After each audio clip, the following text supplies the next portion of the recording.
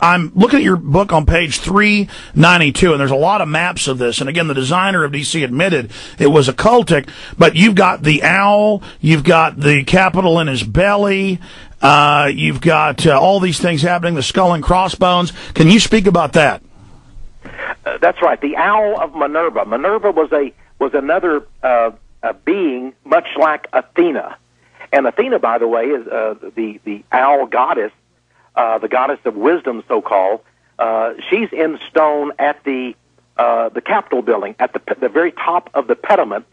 And this same goddess, by the way, is on Wall Street in New York City at the New York Stock Exchange building, which is built in the form of a great Greek temple. But back to the Owl of Minerva, the U.S. Capitol and its environs, the streets are laid out in the form of this magical night bird sacred to the goddess Minerva.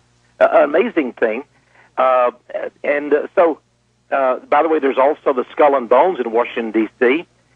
And the entire city itself, on page 391, you'll see Rothschild's hexagram, a six-pointed witchcraft hexagram on the street layout of Washington, D.C. And there's also the blazing star of Freemasonry and the occult, which is a pentagram, a five-pointed star, hidden in the street layout.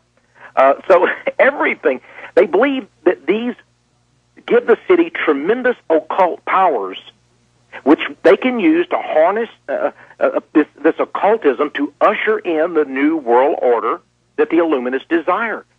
So that they have built Washington, D.C. as a great city of Illuminati mystery. Now, everything is done numerologically, occultly, astrologically. For example, the great goddess atop the Capitol. Now, the Capitol building was built in the early 1800s, but would you believe they waited till the occult numerological year of 1860? Because the number 18 has three sixes in it, and then there's the six. A great occult numerological year when they finally mounted the great goddess atop the Capitol of the United States. And by the way, this was right at the beginning of the Great Civil War. And I believe the Civil War could have been fought partially as a great human sacrifice of blood to the gods of the ancients, the mystery religion. And so this is why they waited, and then they began this great, horrible catastrophe of the U.S. Civil War. And there then, when President Lincoln actually was president, the Masons, with a great ceremony, built the great goddess. And by the way, they don't hide this. The Druids and other groups come out at Stonehenge, come out to Obelisk in Texas, England, in D.C., and do ceremonies of it. In fact, you have a article from the mainstream news on page 386, Circle of Harmony. Women perform a Taoist meditation at the 10th annual prayer vigil of the earth at sunrise in Washington, D.C., and they're doing it there at the Great Obelisk. I mean, all the occult groups know this, but then they all want us to be atheists. You notice these occultists that run things tell you there's no God, there's no religion, it's all bull, but meanwhile, they're all obsessed with it. So for the general public, they just want everybody blind, so they don't even have a choice. That's true. Witches over Washington, D.C., I entitled that, on page 386. Texe Mars is our guest, the one, the only, the new book. Absolutely amazing. You need to get it at Infowars.com, Mysterious Monuments. I was just now asking him behind the scenes, and he was just getting to it, about page 386, with the witches out worshiping at the phallus there in D.C., for everybody in the occult, they know what all this is. It's a big joke the general public doesn't know, and the occultists that run things work to teach you to be atheist, to teach you that there's nothing spiritual in the world, and that there aren't even people that believe in this. See, they don't want you looking into that, kind of like I got protested by the Bohemian Grove Action Network that was real mad about me saying there's occultism at the Grove and that I should just talk about world policy being set there. Well, I covered that too in my film Dark Secrets Inside Bohemian Grove. But then we went out the next year, and there they were doing a ritual, a lot of the members of it, sending in their own spirits to fight the global elite. Now, whether you believe it's real or not, the point is they didn't want me talking about that. Texe, get into these witches. Well, I have a picture from USA Today, a major publication, and by the way, the picture actually is from the Associated Press, in which these witches came to Washington, and they created a great circle, and they did it around the Washington Monument. So, which is over Washington, D.C., and they said we are going to have a 33-hour interfaith vigil to pray for peace and the natural world. Here again, the God of nature, Pan, the horned goat god. And it actually shows them raising up their hands to the skies and conducting their circle of harmony. Now, 33 hours. Now, they must have done this with great glee and fun, because they think that we're all stupid. 33, of course, is the holy number of Freemasonry. Remember, it's the age at which Jesus Christ was slain on the cross, it's believed. So they enjoy thinking about the fact that Jesus was slain. They don't, of course, talk about his resurrection. Now, on that same page, Alex, is another picture from Google, a Google.com aerial view photo of the great 555-foot Washington Monument, the Egyptian obelisk, and showing it's essentially a great sundial, as well as an Egyptian monument. And I call it the phallus of Neptune or Poseidon. Remember the beast that's covered. The cover of my book has the picture in front of the Library of Congress. Revelation 13:1 in the Bible. John said, "I saw a vision." This is the Apostle John. This is prophecy now in the last days. He said, "I saw a vision of a great beast rising up out of the sea." And what is this beast rising up out of the fountain, which represents the sea, the chaos of humanity? He's rising up, and there he is in front of the Library of Congress.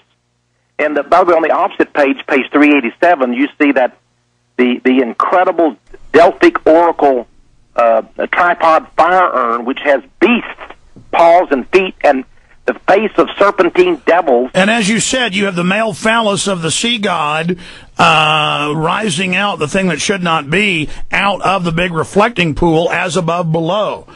So that's right. Now, here's an interesting thing. In Alexandria, Virginia, now that's another city sister to Egypt's city of Alexandria, where they had the great Pharaoh's lighthouse that devoted to Zeus, who's the god of the skies, the god above, where Poseidon is the god below.